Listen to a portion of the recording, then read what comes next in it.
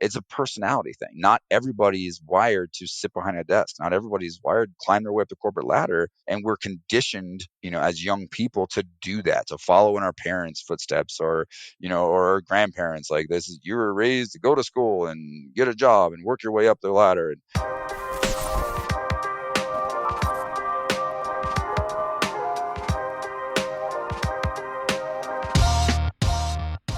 Welcome to the Construction Disruption Podcast, where we uncover the future of building and remodeling. I'm Seth Heckerman of Isaiah Industries, manufacturer of specialty metal roofing panels and other metal building products. And today, my co-host is Todd Miller. Our goal here at Construction Disruption is to provide timely and forward-looking information regarding the construction world. As part of that, we look at new innovations as well as trends in practices, building materials, the labor market, and leadership. If it's something that we believe will impact the future of building and remodeling, we go out and find a leading expert on that topic and invite them onto the show as our spotlighted guest. Today, that guest is Randy Brothers, the founder and owner of Elite Roofing and the Roofing Academy, where he takes what he has learned growing Elite Roofing to nearly $20 million a year and helps other roofing owners start, build, and grow their own businesses.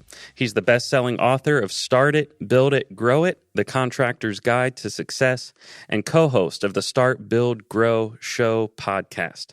Among countless other hats he wears as a husband, dad, roofing company owner, and coach.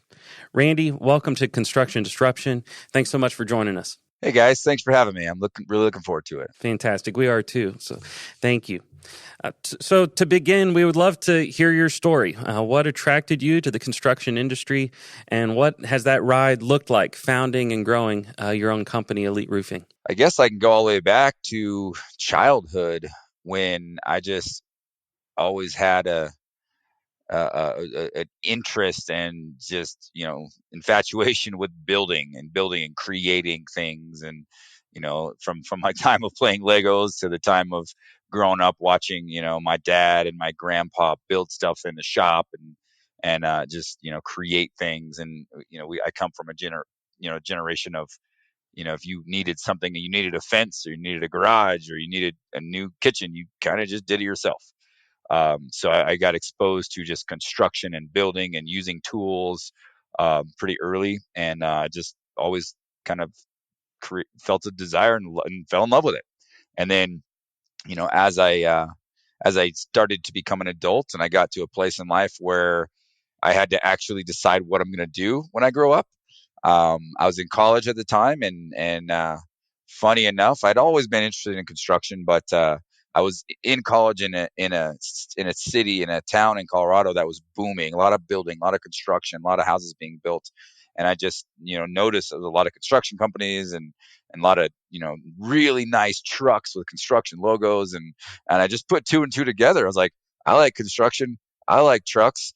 They're nice and they're expensive. So there must be some money in this. So let's do construction, which is kind of the way I got into it. And I found a job as an assistant project manager for a construction company. And, we built houses. My first job was just cleaning up job sites, going around after the framing crew and just cleaning up job sites and dumping materials. And I worked my way up there to where, but before, I was already, building houses and overseeing projects before I could even drink legally.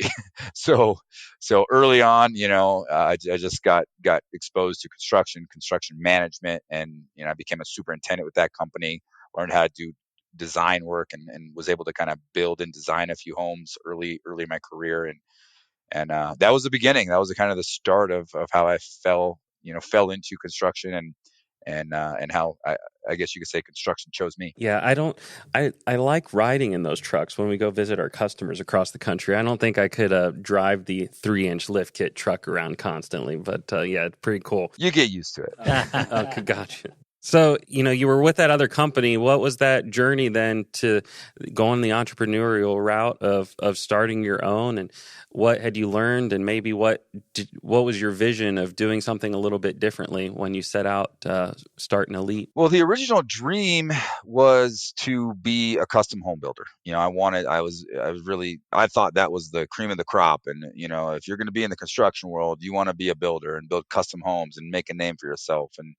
And that was my original kind of dream and vision, what I wanted to do with, with my life. And I kind of, I've always had an interest in entrepreneurship and dabbled with different businesses as a kid and even in college.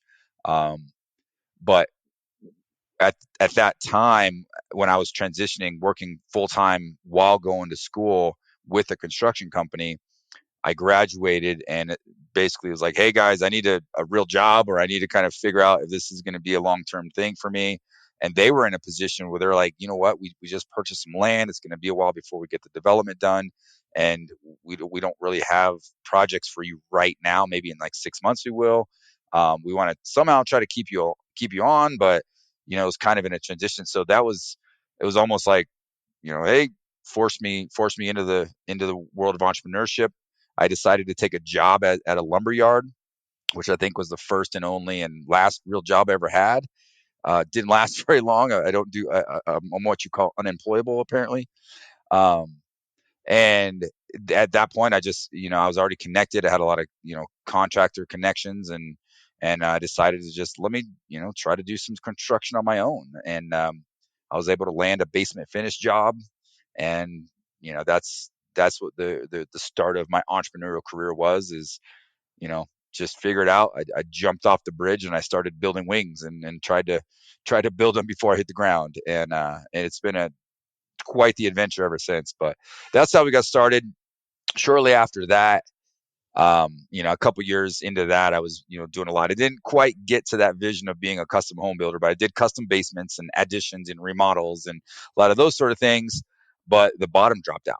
The market, what they're calling now the Great Recession, is, in 2007, 8, 9. I mean, I'd started my company in 2006. So 2 years, 3 years into my company, it was like, oh, the construction industry is just going to completely disappear overnight. Banks stopped lending. People weren't using HELOCs to fund their basements, and nobody was building anything. So, yeah, that was kind of short lived, and I had to really look how to pivot from there. And that's when I got into fire and water restoration as a superintendent. Took another kind of a somewhat job there, and then started doing subcontract work as a fire and water restoration contractor.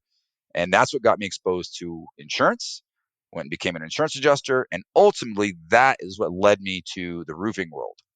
And as an adjuster, traveling around the country, interacting with the roofers, driving these big trucks. And I'm like, wait a minute, what's going on? What am I missing here?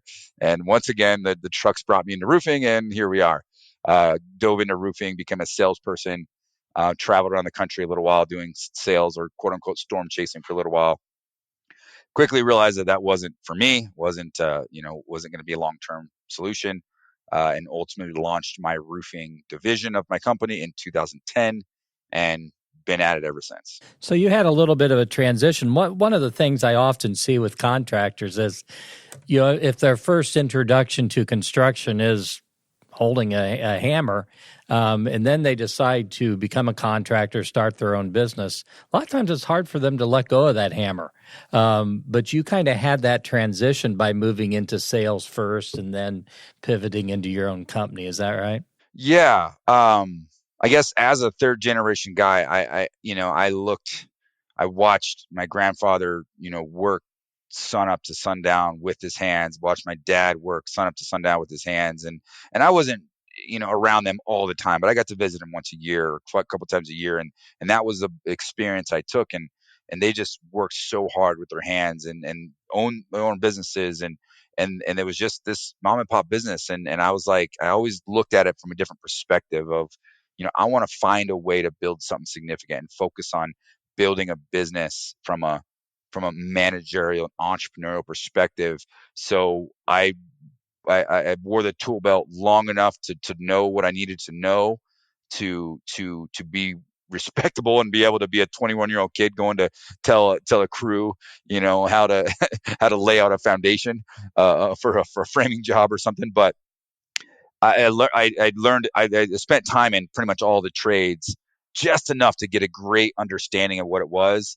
But my mindset was always to find people better than me that are good at that, and move myself out of that position so I can focus on working on my business.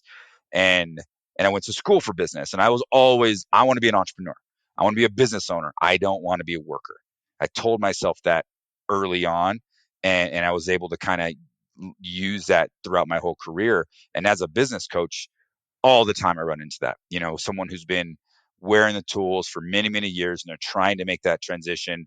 And it is not easy. I'm grateful that I kind of had that mindset early, but now I'm even more grateful because I can help instill that in others as they're trying to transition away from the tools and away from working in their business to working on their business. Um, and that's kind of a big part of what I do on a day-to-day basis now is really help people with that journey. Well, and you touched on another important part of that as well, and that you had mentioned that you were looking to hire people smarter than yourself, better than yourself in these areas, and that can be a challenge for some people. So that's certainly a big part of that entrepreneurial growth too, is realizing you got to bring others along on the journey who are better at things than we are. Yeah, I mean that is a tough mental challenge. Right. I'm the boss. I'm the entrepreneur. Or I'm the boss, or I'm the carpenter. I've been building and doing this with my hands for 30 years. No one can do it better than me.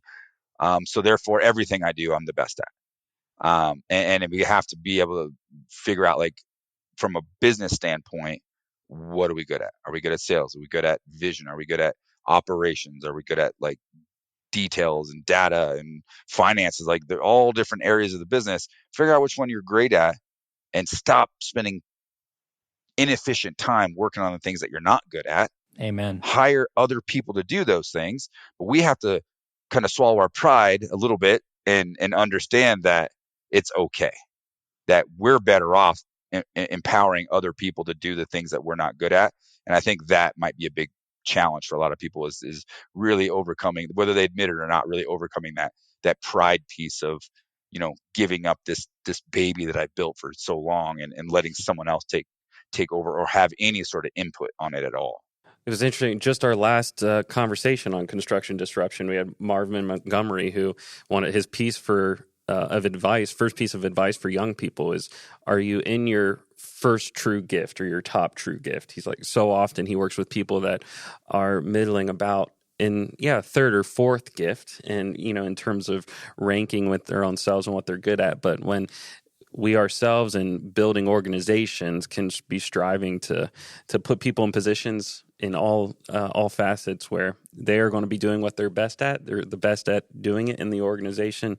Everyone's a whole lot more fulfilled and successful. Absolutely. Well, that was quite the story up to, going out and getting into roofing. So a lot of transitions and pivots and just continually pushing. But the reading up on you ahead of this conversation, the ride obviously didn't end there. Eventually getting out, starting Elite, leading 12x growth over an 8-year period. That had to be quite the ride and journey as well. So, my first question is, how were you able to do that? How were you able to scale so rapidly and manage that type of growth? And what did you learn along the way? Yeah, I love it. First off, I can't sit here and take credit. There's a lot of other factors that factored into us being able to grow and scale our business, and faith being one of them, and another one is being blessed with the right people in the right place to help me. And my first go round was a fail, to the point where I actually went bankrupt. I went bankrupt. So I started my roofing company shortly after closing and literally hitting the reset button. And one of the key things that I learned through that transition was, touching back on what we just touched on, was got to find people better than myself. And I just so happened to be in a position where my mom was available to help me. And I was like, Mom, can you do the office stuff? And you do, she was very detailed and very good at systems and processes. And she had a mentality of, if I have to do something more than 3 times, I'm going to create a process for it. And that was the mentality we started day one. And she did the back office and created process. I broke process, and I sold roofs and built and sold the company, and tried to hire salespeople and build and get as many people as I can, and build the brand and do the marketing and the vision and all the stuff that I'm naturally gifted and naturally good at, and let her help kind of do the other things. And I think that mentality from day one of, anything that we're going to do, we must create a duplicatable, repeatable process for. Like, started early, and that's what kind of set the foundation for us to be able to scale, because you build a process, you break it, you fix it, you build a process, you break it, you fix it, and you're able to do that over and over and over. But you get to a point, with the growth curve, a lot of growth is slow, slow, slow, then all of a sudden you get this, upward trajectory with your growth. And if you have the solid foundation, if you have processes in place that you can just duplicate, rinse and repeat, it allows for that accelerated growth. You mix in the market factor, and I happen to be in a market with, where I'm in the Colorado market, and we had a lot of hailstorms. So we had 3, 4, 5 years in a row of hailstorms, and we're able to just rinse and repeat each year. Like, what do we do wrong? What process do we fix in the wintertime? Spring, load up, ramp up, hire people, instill a sales training process, instill a production process, really focus on investing in our marketing and our branding, wrap all the trucks, and we just kept doing that over and over. And looking back, we're like, oh, okay, we really scaled this business in a short period of time.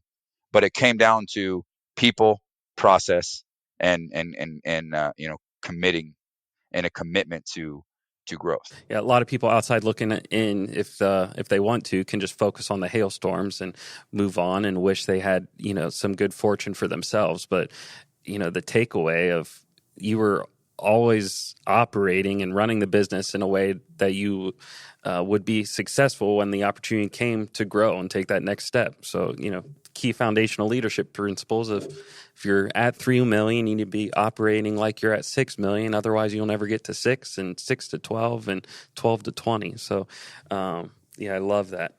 And that's, I mean, we were blessed to be a part of that adventure and letting all that happen. But the reality of it is you want to be systemized, but it's not about the top line revenue. It's not about, and I've learned this, I continually learn this. It's not about, can I be the 5 million? Can I be 10 million? Can I be a $20 million company? It's about quality of life, people, and the bottom line. How much money can we actually make? How much profitability can we have? And then it's also about sustainability. I guess you could say a mistake that I made even a couple times now in my career as an entrepreneur is not paying enough attention to the market. The first go round, the market changed. I'm narrowly focused on basement finish, remodel, like getting the jobs done, doing what I'm trying to do within this little niche I was creating, whereas the market was shifting around me and I wasn't paying attention. Okay, the bank stopped lending, the things started happening. I wasn't paying attention. I was just head down working. And then again, storms. We got storm after storm after storm. It was great. We were able to scale things. But this time I was paying a little more attention. And I had always in the back of my mind said, there's going to be a time that we're not going to get a hailstorm.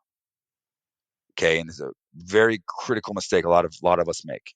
There's going to be a time we're not going to get a hailstorm. What are we going to do? So 3-4 years ago, I began the process of trying to create more of a sustainable business model where we added verticals, and we went into retail, we went into service, built a service department, we went into commercial, working on building a commercial department, and lo and behold, storms started going away. 3 years in a row now, we've had little to no hailstorms in a saturated market with 5,000 plus roofing contractors. So we've had to pivot. And I'm grateful for the foresight years ago, while things were hot and heavy and we were scaling the business, to the foresight of, we need to do something that's more sustainable and build a business that's not 100% relying on mother nature, that we never know what's going to happen. So now the focus is growing commercial, growing service, growing retail, and we just launched a solar division. So we're going into solar, which is the market is shifting. Things are changing. Solar is going to grow rapidly over the next 5-10 years if you're really paying attention to the market and what's going on with rising rates and with the trend of auto vehicles going all electric, and the pressure to invest in renewable energies and the tax credits and all the things that the government's doing. I got to pay attention to that stuff. And now we're shifting in that. And now my focus is to build a company where if I get a hailstorm, it's purely a bonus, purely an add-on, not a reliance, and not an easy task. But we've, our team has been working heavily to be able to do that. Yeah, so rare and so powerful, to connect with a company that is taking that approach. Because we run into we're in roofing, talking with roofing contractors day in and day out, and there's a lot of guys in Indiana right now, for instance, who have been blessed by 3 years in a row with large storms. I'm not hearing the same conversations come out of most of those organizations. It's they're hanging on for dear life. They couldn't imagine having it, more business or taking on more business than they have now. But the smart ones are thinking 2-3 years ahead, taking that approach. So trying to see the forest through the trees in the midst of all the craziness. Yep. In, thinking about that in the context of the world we're living in right now with, interest rates are starting to go up, inflation, gas prices, and, countries invading other countries. What else is on your radar? You've honed this perspective and practice. What else are you thinking about and see on out on the horizon for our industry? Well, I see there's going to continually be a shift in what has become, one of the most dominant sector in our industry with insurance and with storm related, insurance companies coming in and writing checks and paying for everything.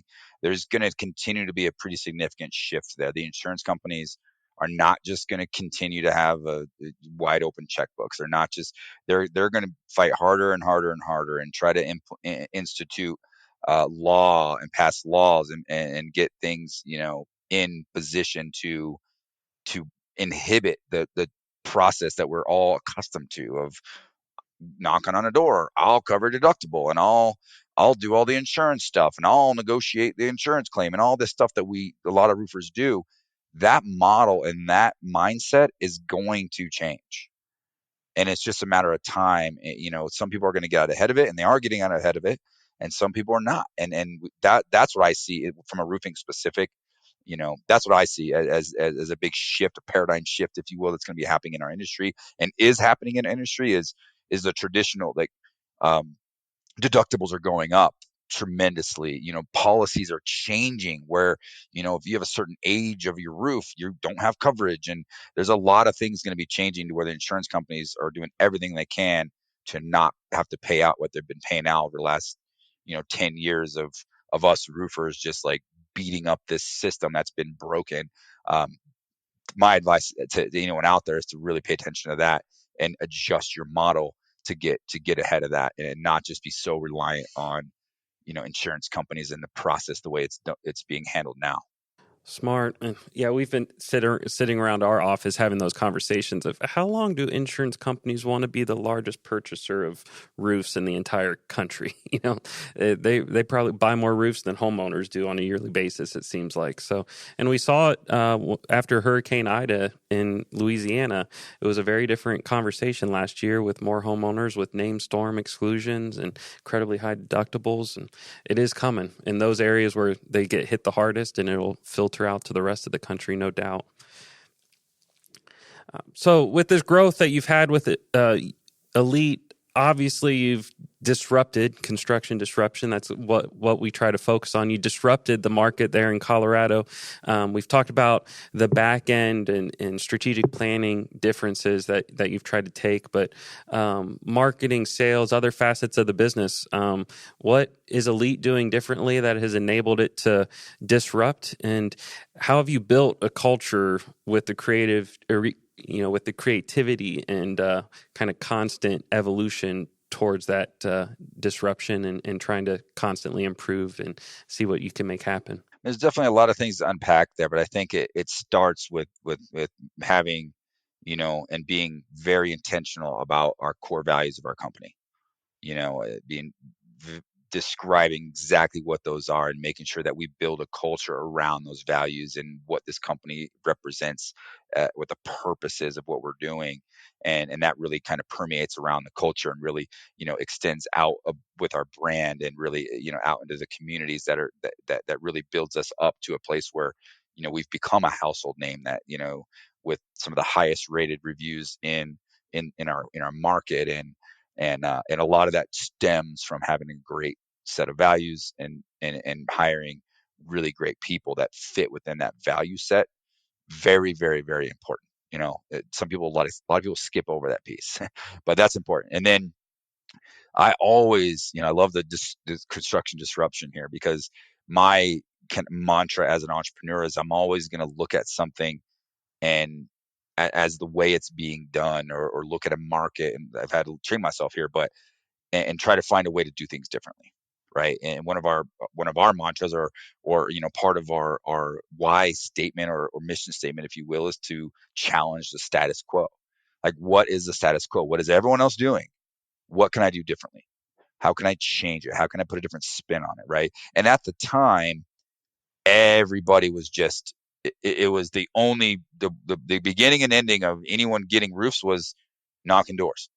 And that's how I started. Knocked a bunch of doors, right? That's how I got my business started. And it's kind of a rite of passage. It's free. It's tried and true. You don't have a brand. You don't have a big bank account. You can't spend all much money on websites and wrap trucks and all the things you want to do from a branding perspective.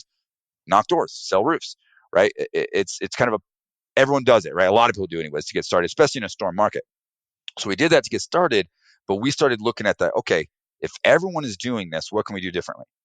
And we started to realize that, okay, what are some other sources that we can focus on and that can drive opportunities for us? So we focused really heavily in the off season with building relationships with insurance agents, real estate agents, property management companies, all the above, and anything like what we call centers of influence. And we even hired somebody that's literally their job was all year wintertime build relationships with these influencers. And then next storm season, if and when the theory was, if and when a storm happens, we'll have to knock less and less doors because these other relationships will start to pay more. So we kind of try to make this shift, and it worked, right? We got 3-4 years with big storms, taking good care of those agents. Those relationships were in place, and we're able to kind of make a transition away from knocking. So we still have to do a little, but going away from that and getting a lot of work. And then time kicks in, and then you're starting to rehash and work jobs again and work with clients over and over 2, 3, 4, 5, 10-year period.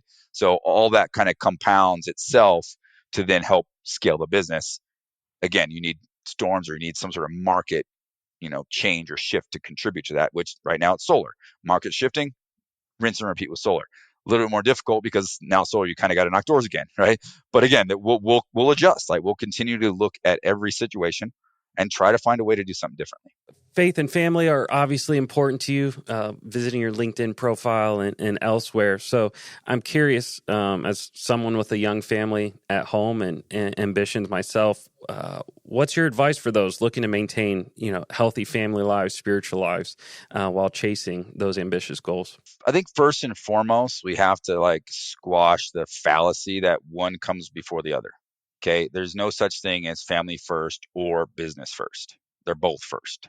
They both have to be a priority in your life. You just have to be strategic about being where your boots are. If I'm spending time with my family, my head needs to be in spending time with my family. If I'm working, my head needs to be in working, and vice versa, and trying to find a way to balance that all out, if you will.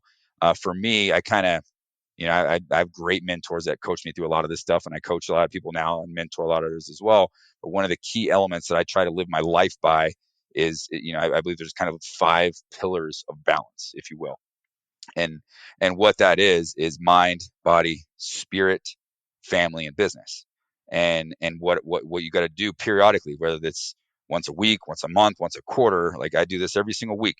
I do an assessment on myself, my mind. Where am I at? Okay. How am I feeling mentally? Rate yourself from a 1 to 10. How am I feeling mentally? Body. How am I feeling physically? Am I eating right? Am I taking care of my body? Spiritually, whether it's, this can be emotional thing. This can be, it doesn't have to be, I'm not preaching, it have to be one specific, religion or anything like that. But for me personally, it is that. And is my relationship in a good place? Am I, praying? Am I going to church? Am I, serving my community? Am I doing the things that I know I need to be doing to have my spirit in a good place? That's how I interpret that, right? That's, for you to kind of adjust and interpret yourself. And then comes family. How am I treating my family? how am I being committed to my family? How's my family, dynamic? Is my relationships in a good place? And then finally, business. I put it at the bottom for a reason. Work your way through those first four, and then you come to business. Like how, rate yourself from 1 to 10. How am I doing from a business perspective? And then what I'll do is I'll set goals for each one of those each and every week, and just do whatever I can to try to move the needle.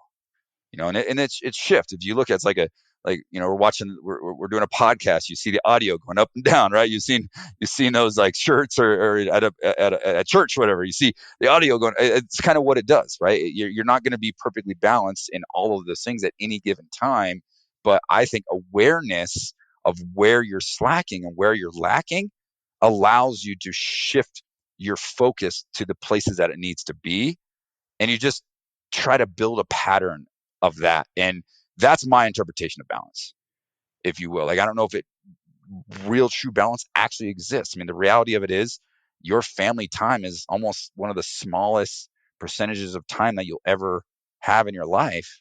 Are you just sitting around watching TV, looking at social media when you're the 2 hours you have a day with your family? Or are you dedicated, hanging out with your family, right? So again, I'm constantly trying to work on this stuff. I have not perfected it. I'm just trying to move the needle myself. But I share this because I think it's a good exercise and a good way to kind of look at this whole concept of work-life balance, and to squash what I guess what I call a misnomer of one being more important than the other. They're both equally the same. Family and business, equally the same. Without either one, the other one doesn't work. Oh, absolutely. Life is just multivariable, and you're kind of it is you have to take that holistic view. And I love if you get that first discipline down of just evaluating, you can't not then if you're disciplined enough on a weekly or frequent and regular basis of just taking stock in each of those important areas, that's going to quickly reveal ways where you can take those incremental steps toward in improving wherever you need to improve. So love it. Thank you. So, switching gears, the skilled labor shortage is mentioned frequently on the podcast, affecting all facets of the industry. Construction and industries far flung from construction, obviously, has not prevented elite roofing and from experiencing that exponential growth you talked about. How have you managed that? What are the best practices you all have unearthed for keeping that pipeline full, keeping the team fulfilled and performing? I mean, I'm not going to sugarcoat it. It is a challenge. Everybody understands that right now. Like, it's a major challenge in our industry. But there's also some self-limiting beliefs there. Like, if you wake up and tell yourself that there's no labor out there's no one that's willing to come work for me, I can't find good help, guess what's going to happen? You're not going to find good help. Okay, it's this mental, block that we get. Like, and a lot of it is we're too afraid to look in the mirror. Okay, people don't, work for companies. People don't leave companies. They work for people, right? So what can we do with our culture and ourselves as an individual to be creative and trying to find, the people out there? There are people out there.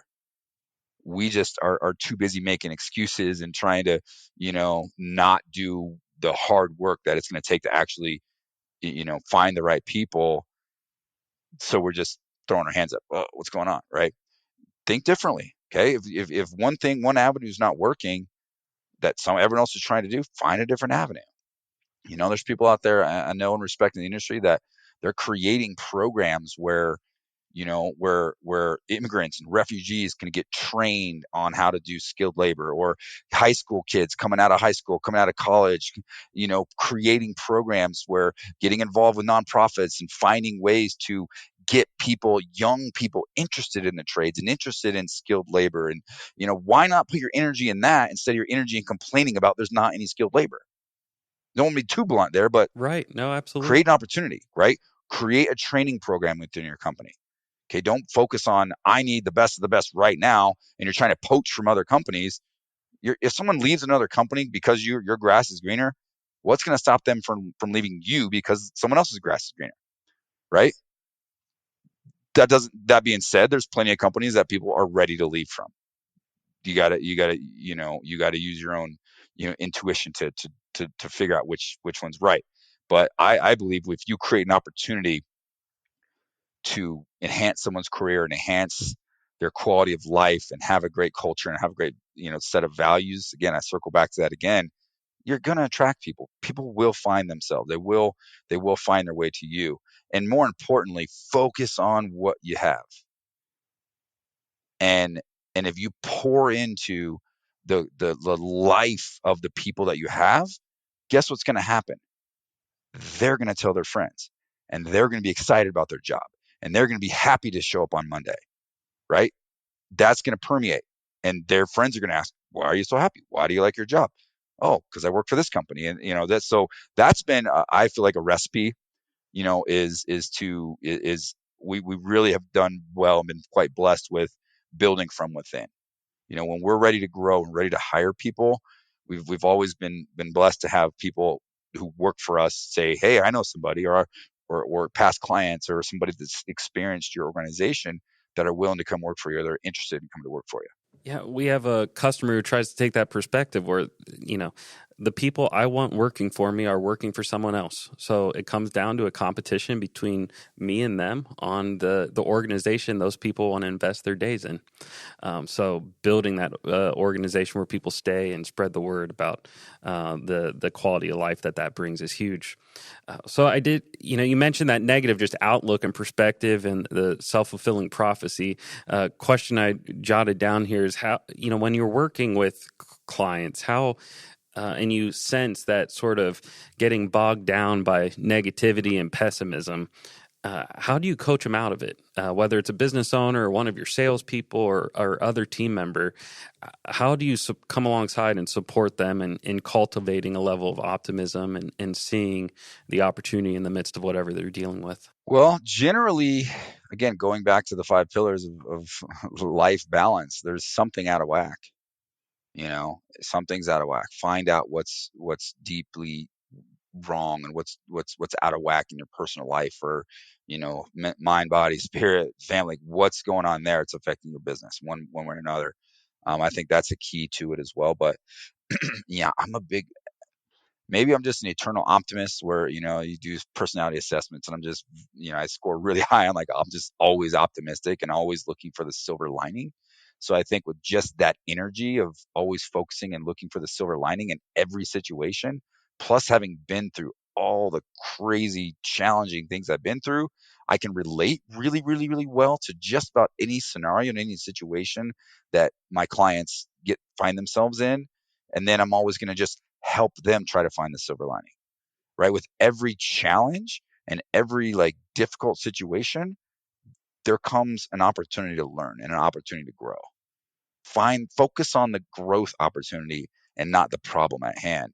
And my job's trying to help articulate that to people, to where they get it, and slowly but surely they'll start to shift their mind to be in more of a positive place. I love those universal questions that you can ask regardless of what the situation is. What are you learning? How are we growing? And that's immediately going to pivot the conversation to a lot more optimistic and futuristic thinking. Yep. You mentioned earlier that your company is starting to add solar this year. Kind of curious, what prompted that? Why now? What do you think is driving that right now? Well, there's a number of factors.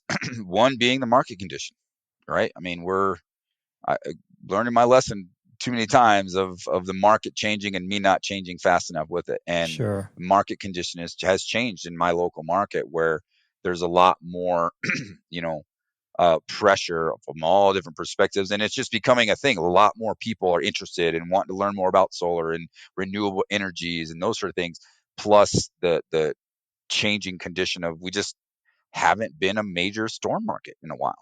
So if I want to continue to grow my business and actually have control over which levers I push, I need to be, in a place that I can actually, build a business around something that's a great opportunity, a growing market versus a dying market. So that's a big part of it. Is hasn't been much of hailstorms, and the market is shifting to where a lot more people, I feel, in the next 5-10 years are really going to shift towards going solar. I mean, coming from the government down, right now our market is 3-4% coverage. That's how many homes have solar, and they're looking to try to get to 50% in the next 10 years.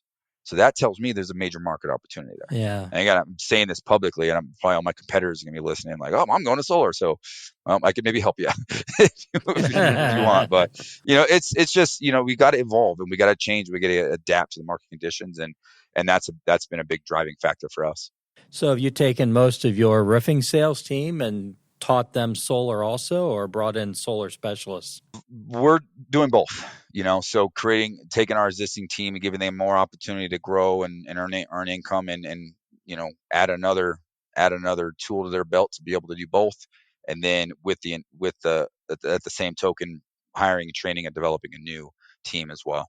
Any interest? I know GAF has a integrated solar, and I believe CertainTeed does, and Owens Corning may be working on as well. Do you see a future in those integrated solar products? Oh, I'm sure there will be. I'm in talks with them as well about what our involvement is going to be to try to help drive that in our market, and we'll see kind of what happens. And I think there's definitely a market for it, but the market's large in a way that I don't think it's just going to overnight replace the traditional panels and the traditional way people add solar to their house. But again, I got to pay attention. I got to be aware of it, and I'm very close with those organizations, and I'd ideally like to be a pioneer versus someone who's trailing behind.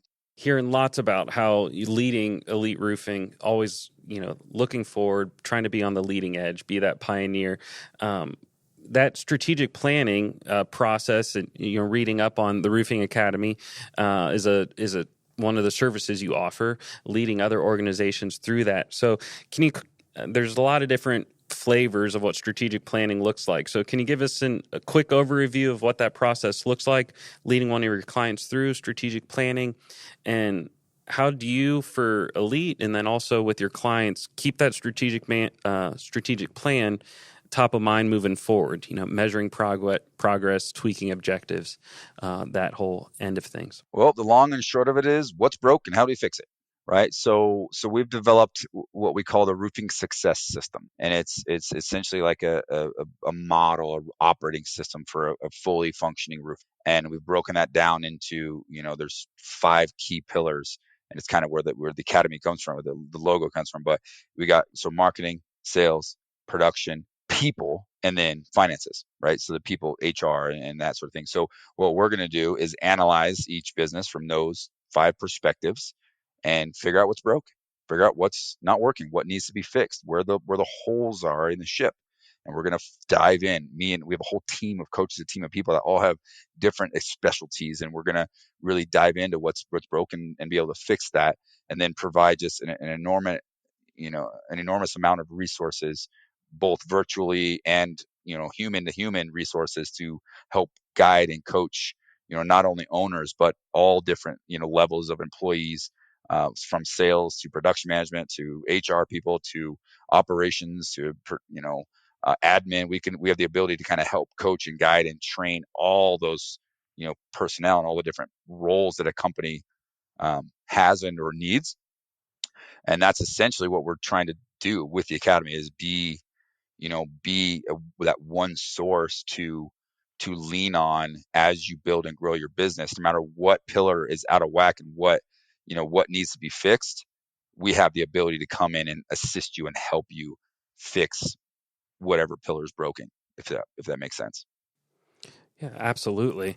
And it's so powerful for any organization being able to tie into that proven model. And you mentioned having mentors yourself that have taught you so much, and then turning around and being able to do that for the next generation of companies that are coming up. But we're talking about doing things differently and approaching the market differently than our competitors. But that foundation on which we do that from, that doesn't change. And those best practices have been around for a long, long time. And so many guys, I think, are out there trying to recreate the wheel. And when really, if they just tie into an organization, a mentor who can, hey, let's get you to the 90th percentile, and then we can be healthy and nimble to react and capitalize on the additional opportunities the market's going to present. Yep. Would you rather, jump on board a moving ship or moving train, or do you want to grab a hammer and start building tracks? Great analogy. So, like Todd has mentioned, a big part of what we're hoping for with construction disruption is, promoting this industry to younger folks. Promote, you mentioned it with the approaching the skilled labor shortage. So, what would you tell a young person who is in college or even before, like you yourself, were evaluating where they can invest their career? What would you tell them about this industry, and what advice would you have for them? Well, this industry has literally saved my life, if you will. I was, I've been in really tough places in life, and the traditional corporate route, corporate structure is just wasn't for me. And I've always been very creative and good with my hands, and I like being out in the field. I like being in, I like the environment of building and creating things, and the construction in general has provided an opportunity for me. It's a personality thing. Not everybody is wired to sit behind a desk. Not everybody is wired to work from home, or work for a corporate, work to climb their way up the corporate ladder. And we're conditioned, as young people, to do that, to follow in our parents' footsteps, or our grandparents. Like, this is, you were raised to go to school and get a job and work your way up the ladder. And that's, for me, it's just, that works for some people. Great. They like that stability. For me, I like freedom. I like being able to kind of be in control of my own destiny. And I think there's no other industry that really gives you that freedom to really get out of it what you put into it. Whether it's being a skilled laborer or sales, or doing both and working your way up to being an owner, if that's your desire. But it all starts with really trying to do something that you're naturally good at and that you enjoy doing. And if you like being outside, if you like not having the same schedule every single day, and not doing the same thing over and over every day, and you like building and creating and connecting with others out in the field, then construction is a great place to go.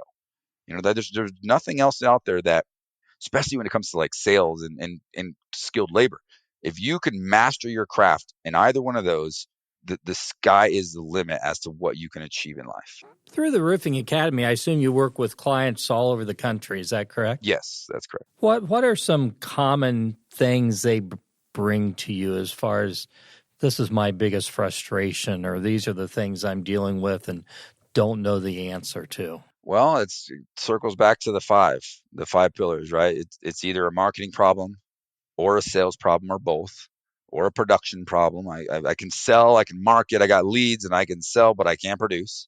Or it becomes a personnel problem.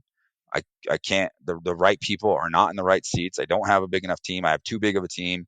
There's a lot of personnel issues, or they don't have any process to hiring and onboarding. Or finances, which is a huge one, is very few. Cash flow is very, very difficult to manage in our space, in roofing and construction. And it's just such long sales cycles. And people come with all five of those, or all of the above, or one of the above, or whatnot. And my job is to help identify which one it needs the most attention at any given time, and prioritize and execute. And a big part of that with everybody is they've got to learn, and we've got to truly understand what it means to run our business by the numbers, from a financial and from just a metric perspective. We've got to go paperless, and we got to have CRMs. We got to have tools and technology, and the proper financial tracking to really understand what we're doing when we're running our business. That is probably the biggest challenge I see, is, people coming into this business, and not intentionally, but in roofing and construction, like I just mentioned, you can build a career. Very few of us actually have any real business training, or schooling, or anything on how to run a business, or how to be a fiduciary for your company. So oftentimes I spend quite a bit of energy really trying to help instill that, and update books and fix finances, and really help a company with the financial piece, and really teach the owner and CEO how to really operate and make decisions based on numbers. Yeah, definitely a powerful transition, and it's going to be it's going to hit home, I think, with a number of companies out there that we're coming up on, finishing 2 years of record demand, a bunch of other cash that the government has funneled into businesses and consumers, and at the end of all of it, there's some companies out there that don't know where it all went, and so coming learning from someone who can help them manage that, the profit can be found immediately, right, in their current operation. Yeah. Well, thank you so much, Randy. This has been awesome conversation. Grateful for it. Before we close out, I do have to ask you that if you are a way we like to end here is with our rapid fire question round. If our guests are willing to participate, no pressure. We have not had a guest decline up to this point, but we can always have it first. But where we ask 7 questions, range from maybe serious to a little more silly, but let us get to know you a little bit better. Are you willing to participate and let us ask you these? Yeah, let's go, man. Hot seat. Let's go. Awesome. So Todd and I will alternate. Again, you only have to make it through 7 questions. So I wrote this one as favorite car you've ever owned, but for you, it's probably more appropriate to switch it up to what's the favorite truck you've ever owned? Well, you can ask me the car one because I've had some, and I have some pretty cool cars, but probably my current truck. It's a GMC AT4 Duramax is a great truck. Awesome. And now, what is the car? You're going to have 8 questions. I'm sorry. So what's the car answer? It's a toss up between a high horsepower Camaro ZL1 and a hybrid supercar Acura NSX. Awesome. Very nice. Question number 2. Who is a historical leader you admire and why? I don't know if I can go historical here, but I've always been a huge fan of John Maxwell. I guess maybe I could say historical, because of Stephen Covey's past, but love Stephen Covey and like what he stands for in his books, and John Maxwell is getting up there in age. He's been around a long time, but those two are, I guess it's not really historical, but those two have been a significant impact in my life. Maxwell will go down in history for leaders, no question. So what is your bucket list vacation? I've never stayed in any of those little huts that are out on the ocean, right? Where I can just wake up and look down and have a glass floor. I've never done that. So that would be fun, like Bora Bora or something like that. We were working on pitching a deal for the Shangri-La Resort, which is kind of like that in one of the islands. I forget where. And I'm not sure what happened. COVID kind of messed that deal up, but maybe one of these days. Question number 4. Weirdest thing you've ever eaten? That's a tough one. I don't really know what's weird and what's not weird. Probably some seafood that I didn't know about, or maybe alligator or rattlesnake or stuff like that I've eaten. That's not on our dinner table, so yeah, that qualifies. What is your favorite board game? Right now, it's Ticket to Ride. My wife and I and family have a lot of fun playing that. Ticket to Ride. That's our favorite one at our house too. Okay, number 6. What is the best advice you've ever received? Probably in business school, and it goes back to right at the beginning of this interview, and it's find people better than you. Fantastic. Last question, number 7. If you had to eat a crayon, what color would you choose? Probably blue. I think that was my answer to that when we kicked that around. It's some mind trick that it would be blueberry or something. Yeah, probably because that's my kid's favorite color too. So I'd go blue. Awesome. Cool. Well, Randy, this has been great. Learned a lot through this conversation. Love hearing your story, and all the more. I knew a little bit of it, but hearing the trajectory with the resiliency and going through all that you've been through and what you've learned along the way, and now turning around and helping others in our industry. So we can all be better, rising tide, raising all ships, with those key principles of supporting people, treating people well, and continually trying to improve. So thank you so much. And if someone wanted to get connected with you, to come alongside them or to pick your brain, what's the best way for them to get a hold of you? Yeah, so we have, I got a whole calendar thing you can book on my website at theroofingacademy.com. You can find me on Facebook. You can find me on LinkedIn, and I guess all the other social media channels. And YouTube, we have a YouTube channel, the Roofing Academy. And then if you just want to shoot me an email, it's randy@theroofingacademy.com. Fantastic. So thank you again, Randy. And thank you, listeners, for tuning into this episode of Construction Disruption with Randy Brothers of Elite Roofing and the Roofing Academy. Please watch for future episodes of our podcast. We have many more great guests on tap. And don't forget, if you would, to leave a review on Apple Podcasts or YouTube. Thank you again. God bless and take care. This is Isaiah Industries signing off until the next episode of Construction Disruption.